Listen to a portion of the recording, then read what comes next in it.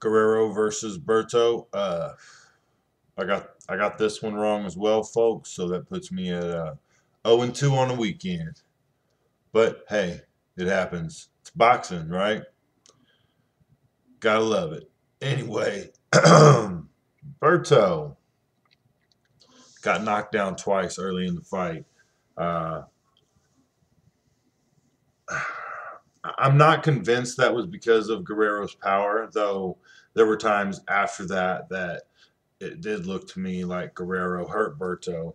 But during the knockdowns specifically, the first one seemed to be a glancing uppercut that, and then Berto tried to hold to grab on to Guerrero, and then right after that, they were kind of pushing and pulling forward and back. And as Berto was going back, it looked like Guerrero had his glove around Berto's head and was holding him while he hit him. And I think that looked to me that looked like what caused the knockdown. But I'm not gonna say I won't argue it too much. But that's just what it looked like to me. And the second one, that's how Berto's eye got really fucked, was during the second knockdown. And hey, like I said, that's boxing. Shit can happen real quick. That can change the outlook of a fight. I'm not mad that I was wrong, but at the same time, if they were to rematch, which would be fucking awesome to me, if they were to rematch, I would still pick Berto, and I would probably pick Berto a little more comfortably, hoping that the same sort of accidents wouldn't happen right at the beginning of the fight. He kind of made me a fan in a way, because even though he lost and it was clear he was getting outboxed to an extent, he was in it to win it for the whole fight. I mean, he wasn't. There was no quitting this guy, and he made a lot of rounds competitive post knockdowns. I mean, after he got knocked down a couple times, he really got in there and started giving Quintana a lot of problems. I don't know what his game plan was to come out and be inactive and defensive for those first three rounds, and kind of defensive through the whole fight.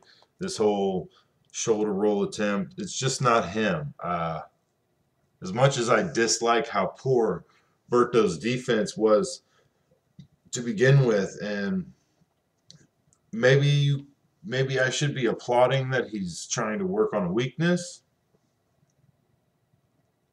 but it just doesn't feel that way to me. He didn't look that good trying to be defensive, so he should probably go back to being how he does things, more comfortably, how he usually does things. And I think if he would have started off earlier, uh, faster, and with more volume, he could have won this fight and might not have got knocked down, or he would have got hurt even worse. I don't know. Quintana, or not Quintana, Robert Guerrero made a good show of it, and deserves the win, deserves respect, because I really didn't think he'd win this fight. I really didn't see him winning.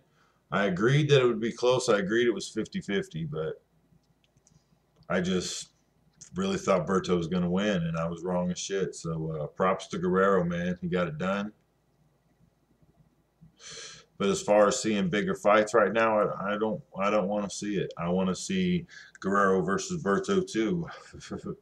I really do. It was a great fucking fight. It was a great fight. It was an ugly ass fight. It was an ugly fucking fight, dude. Don't get me wrong. It was ugly as shit.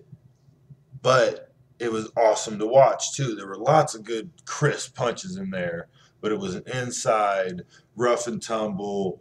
You know, well, I'm gonna be flat out. It was a dirty ass fight, an ugly fight, but a great fucking fight for a boxing fan. In my opinion, it was a great fucking fight. One of the better fights I've seen in a long time. So I want to see the rematch. Deuces.